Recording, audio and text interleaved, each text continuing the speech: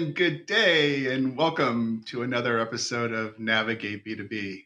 I am your host. My name is Steve Ferreira, and I am CEO of Ocean Audit, a global ocean freight refund consultancy company in Hartford, Connecticut, and points all over the world, I guess. So it's been a great week. Obviously, we finished our Super Bowl, and you're thinking, what the heck? Super Bowl? Yeah, it's funny. I was on a call the other day, and somebody mentioned to me that I think it was a client was talking about the Suez Canal and the Ever Given, and they said, "See, say your performance on LinkedIn. That was kind of your Super Bowl, right?" And I laughed so hard. I mean, I think I was drinking coffee, and it's like, it was the wrong time to hear that comment, but the Ever Given really was the Super Bowl of. Uh, I think level setting the industry and making it so uh, not only media friendly event for the industry to follow. It's tragic that we had the costs and the port backups, and obviously the livestock, and there's a lot of chaos, and we'll be talking about that with my special guest later on this in this segment. But I think the Suez Ever Given incident really put Containergeddon on the map once again. When you start to have great media outlets like FreightWaves covering my genre, which I'm so appreciative of them giving me the airwaves to talk about sea freight and logistics and ocean freight. You have great um, peer writers and on-air hosts at CNBC or New York Times or Wall Street Journal, covering the same issues. First it was Containergeddon, first it was Trump tariffs, and we've had a wild ride in ocean freight, and I think the Ever Given was definitely the Super Bowl. And the one thing I thought about in terms of moving the show forward is, well, we talk a lot about shipping, we talk a lot about containers, we talk a lot about carriers, but what about the infrastructure and the operational needs that support our industries? And that's the ports and the port systems around the country and around the world.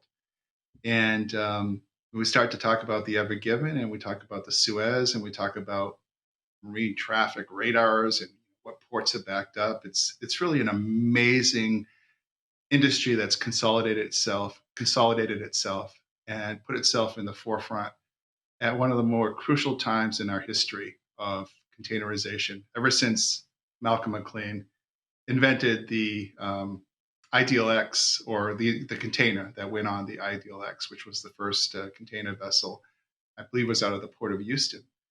Um, anyway, our my guest today is probably one of the more important port members that you'll ever meet. And I would like to actually introduce him. He's a good friend of mine. He's the director of ports at the Port of New York and New Jersey, Director Sam Ruda.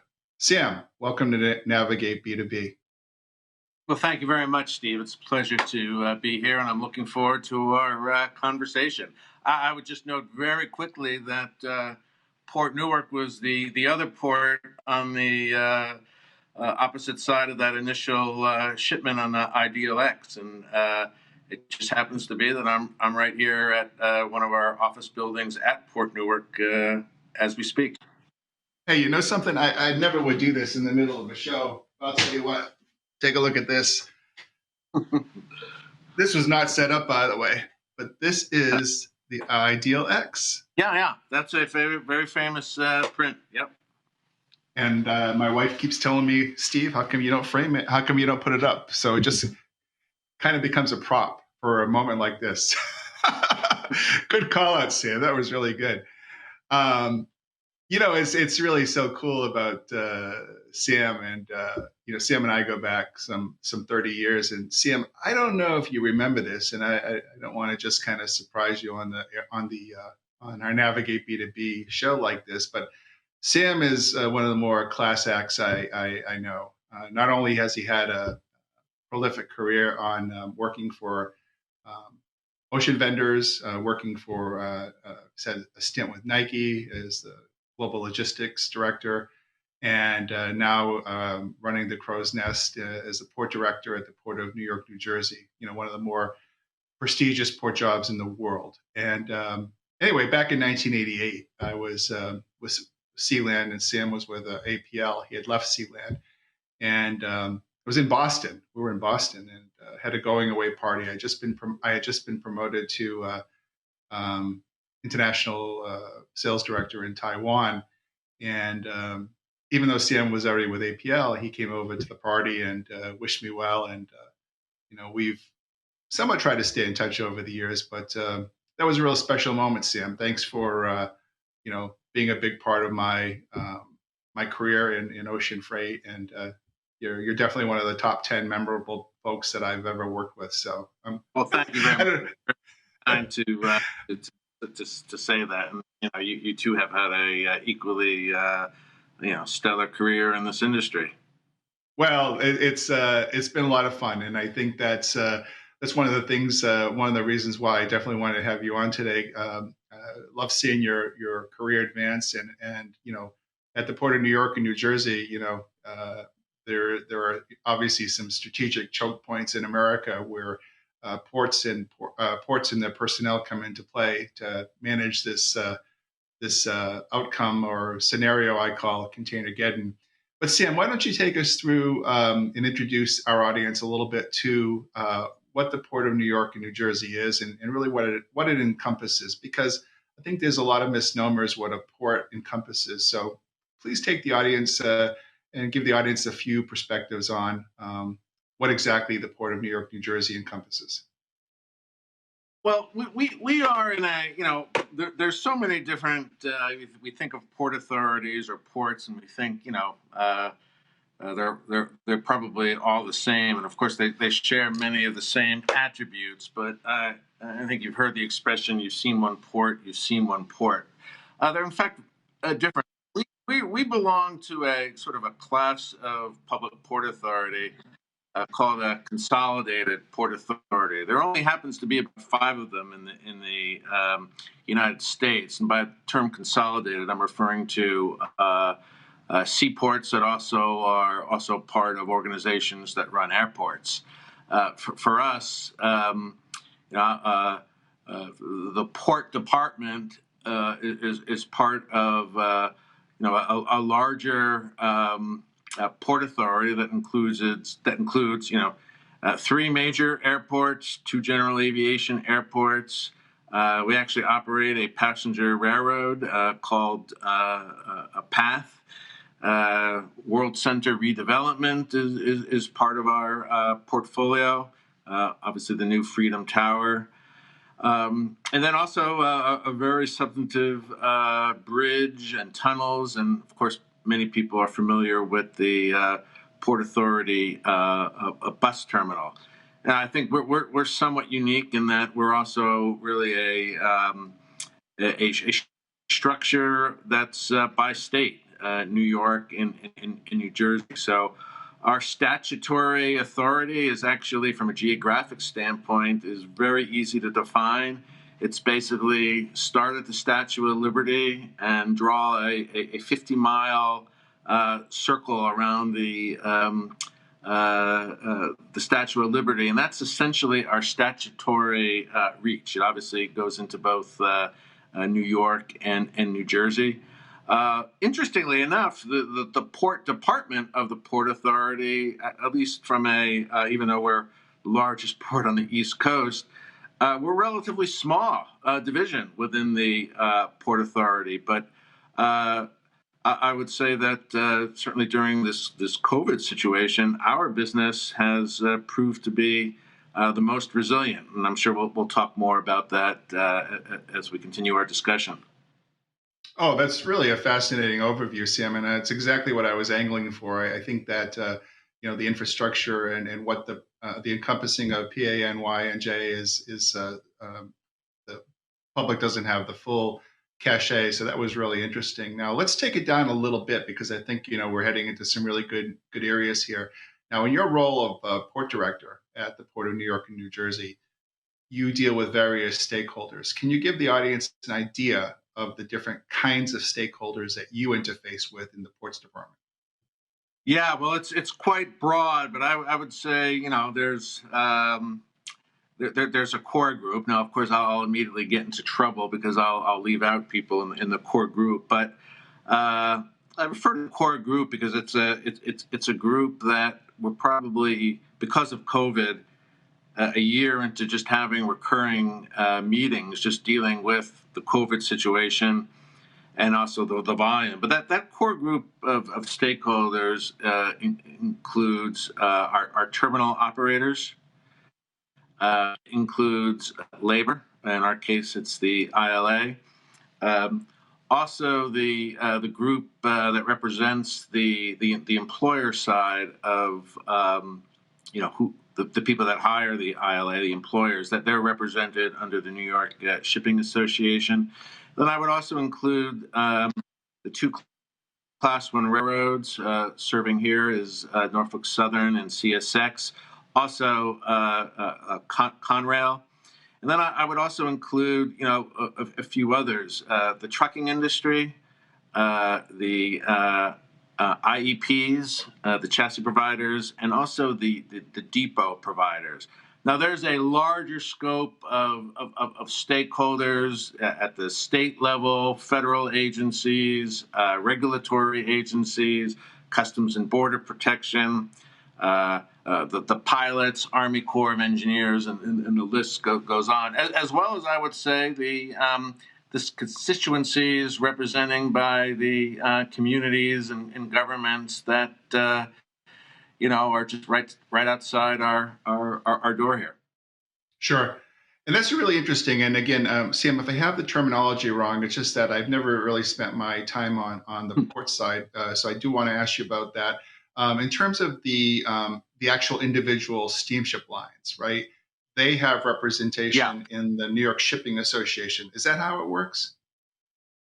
That's correct. I mean, we are, and this is another difference. And they're of course a stakeholder group too, and we talk all the time with the with the carriers. But they are actually a customer in our landlord model. They are actually a customer of our terminal operators. Clearly, a big stakeholder for the port.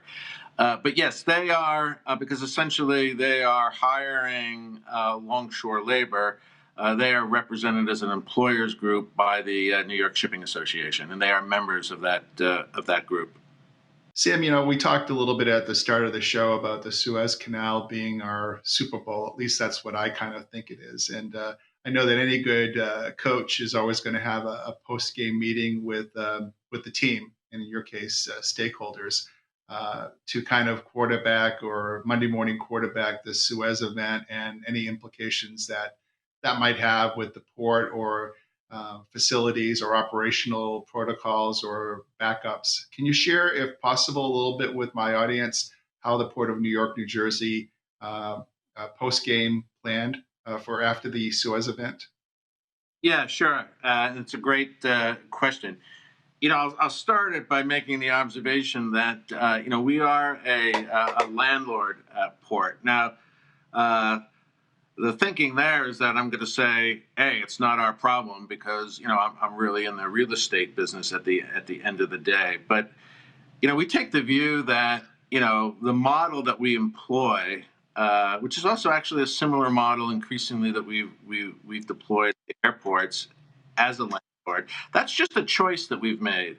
That doesn't mean that we pretty much take a back seat. No, we're actually quite engaged in day-to-day activity with the carriers, our terminal operators, and so forth. So obviously, with all the major ocean carriers calling here, we have a little over 40 weekly calls. The first thing, obviously, we're doing like everybody else is we're monitoring the situation. Now, clearly, because of just geography, the impacts weren't going to be felt immediately. Depending upon the rotation, it can be anywhere from 7 to 12 days. Certainly, if you're heading towards the Port of New York in New Jersey. So Obviously, this was something clearly where the impacts were going to cascade the longer that the event took place. So, as we got to the first weekend after the event started, which I believe was on a Tuesday, either a Monday or Tuesday morning, we started getting good information and started quantifying the impacts. And the first order of business was really getting a sense of which services, which vessels were impacted, and also the updated ETA. So for Port of New York and in New Jersey, Suez is a fairly substantive component of our trade connectivity. We have 9 vessels that were impacted. 4 of those vessels were determined to, or the decision made by the carriers and the alliance partners to reroute via the going around the Horn of Africa. So as of right now, we have those vessels that were delayed are going to start hitting the port between April 10th and April 21st. We have a good sense of which terminals they are calling at.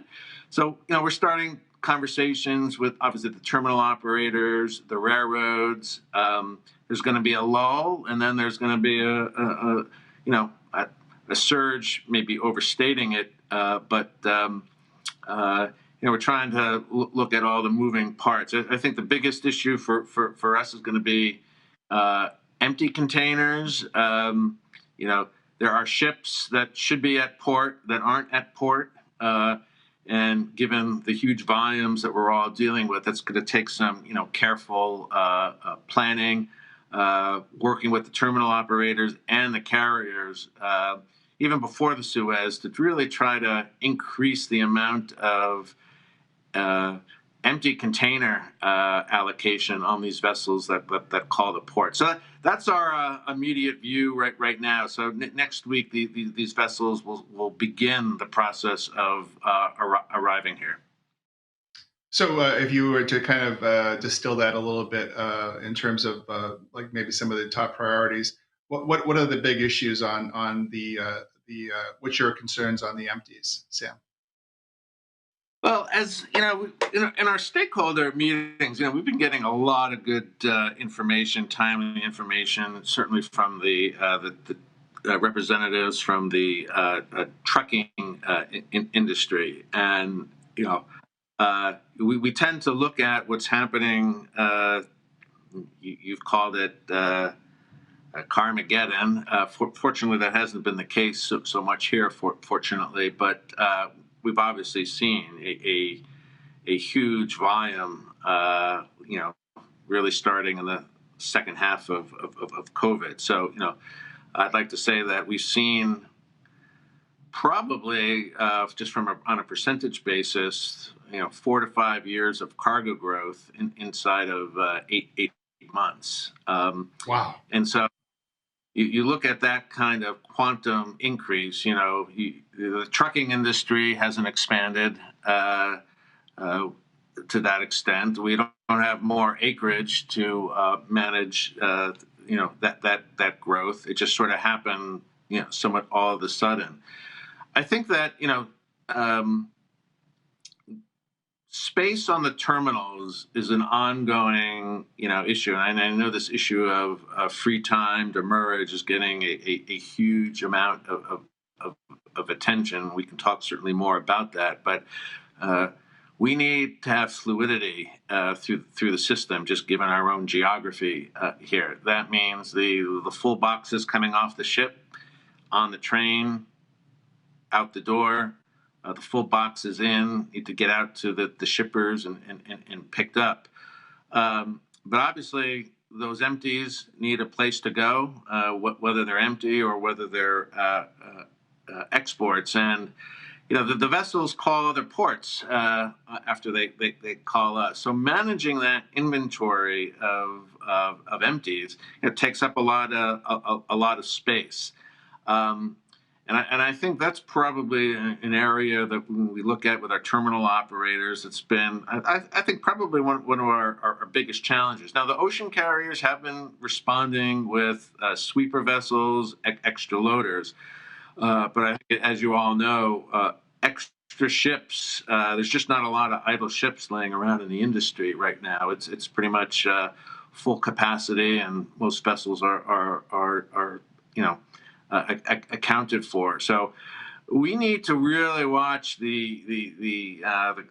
our space and our ability to have space dedicated for empty containers. And this Suez, which again I know we're focused on the inbound impacts, we're focused on that too. But that takes vessels, that delays vessels that otherwise would be taking both exports and empty containers. And we need that outbound flow to basically make room for the ongoing inbound flow. I know I spoke to one of the leading exporters in the country this week, and I know it's been the trials and tribulations of the exporter market and managing those empties and the fine balance of what goes back and empty to replenish and get the eastbound back in tune, or the and as you know, the FMC is taking a good look at Sure. Everything export and even back on detention demurrage on your point. So it's interesting, right? Because I know that you have to keep those in balance. Sam, I think it's really interesting because a lot of what you talked about too. I think there's a common thread here, which I think is kind of cool for the beneficial cargo owner that's out there negotiating their service contracts. The big buzzword, operative word this year is forecasting, right? To be the best you can on forecasting. I would imagine there's a lot of commonalities between what BCOs have to go through in forecasting their cargo flows versus what you have to go through in forecasting all these different supply chain stress points. Could you comment on that? Yeah, no, sure. It's an interesting point. And I've as the as our world as defined by the start of COVID and where we are today. I mean, it's obviously the path has really pivoted. The first few months of COVID, which is now a little over a year in our rearview mirror. That was a supply chain shock initially, China, then spread to other countries, Europe, and so that resulted in an immediate a downturn in cargo. And when we look back just at 2020, we want to look forward here, but the, the the volume pattern in 2020 was very interesting. I mean, for us, just because of, again, geography and transit time, we didn't really start seeing the impacts of the downturn in cargo until really maybe about March. January and February of 2020 really had almost no impact. So basically, March through about June, we saw month over month, year versus prior year declines. It's only in July of 2020 that we started to see basically recovery, and then that recovery just escalated into double digits. So a couple of things, and we've talked. You mentioned earlier, stakeholders. Well, in one of our forums, we obviously have BCOs in that too. And so at the front end of this, I mean, people were really trying to quantify just how bad it was going to be. Our initial forecast our base forecast for 2020 was 7 to 10% down. And boy, we had huge internal debates, just, our assessment of that. We finished 2020 up 1.5%. So even at the Port Authority level, full disclosure, our forecasting was just really off. And I think even at the BCO level, no one really had a sense of just how strong the market demand was going to be, and we can talk about the forces behind why that may be what it was. But I got to tell you, nobody was really looking at this, and you start then looking at the cascading effects of all this, and that is, rail car supply, trucking supply, labor supply. Maybe as just a final point for your follow-up questions, in some respects, we actually a negative, COVID development became an odd positive. Now, different ports that have much larger cruise portfolio would maybe view this differently, but the downturn in cruise, which essentially went to zero, negative for the industry. I can't wait for it to return. We do have our feet in that business line. But the downturn in cruise freed up a lot of labor that otherwise would have been allocated to cruise ships. We have a strong summer and fall season here, and I got to tell you, we needed that labor, especially when we had a certain percentage of labor out, certainly because of COVID and in quarantine. Wow, that's really interesting. Sam, we have a couple minutes left, but I think our audience would love to know from a port perspective, what do you see what were the three main drivers of how COVID profoundly changed the way that you do things? Could you just give us maybe three sound bites of how COVID changed the way the port operates? Yeah, we assume the role even in our landlord model as a stakeholder convener, and very early in COVID, we started a various number of recurring forums to just try to get our handle across the stakeholder group. And so I think, without a doubt, because of these committees and subcommittees that we formed, we've never been closer with the ILA. And that's really about not the collective bargaining agreement, but that's health and safety and PPE. That's huge. We've never been closer to the New York Shipping Association. That's about protocols. Even today at the Port Authority, first rollout of vaccines dedicated for the ILA. We're providing a facility for that to happen. Governor of New Jersey was here. Harold Daggett was here. I just think it's not high tech. It's not an app, but just real-time, organized forums where all the key stakeholders can talk about what's happening in their organizations, and then we can kind of address the issues of the day. And I'll just I could go on for a long time about this, but one of the early actions that we did because of these talks was we formed the PPE subcommittee, and we just decided that for the waterfront, we're not going to rely on handouts. So we're importing our own PPE and distributing them to labor. Wow. Sam, it's amazing everything that you said. It's amazing how much the port has grown and how much volume you've handled and how you've overcome all the adversity and really have positioned the port for just great things in the next couple of months. I can't thank you for being our guest. How can people find out more about the Port of New York and New Jersey? Website?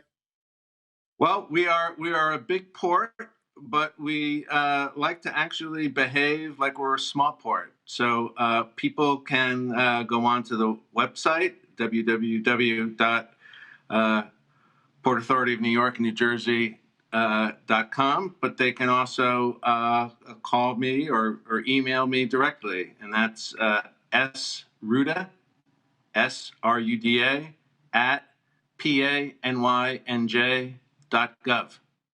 Oh, Sam, that's terrific. And you've been watching my exclusive interview with Sam Ruda, Director of Ports at the Port of New York and New Jersey. Sam, I can't thank you enough for joining us. I hope you'll come back and visit us again. I'm Steve Ferreira, your host of Navigate B2B. And until next week, thank you for tuning in. Thanks, Sam.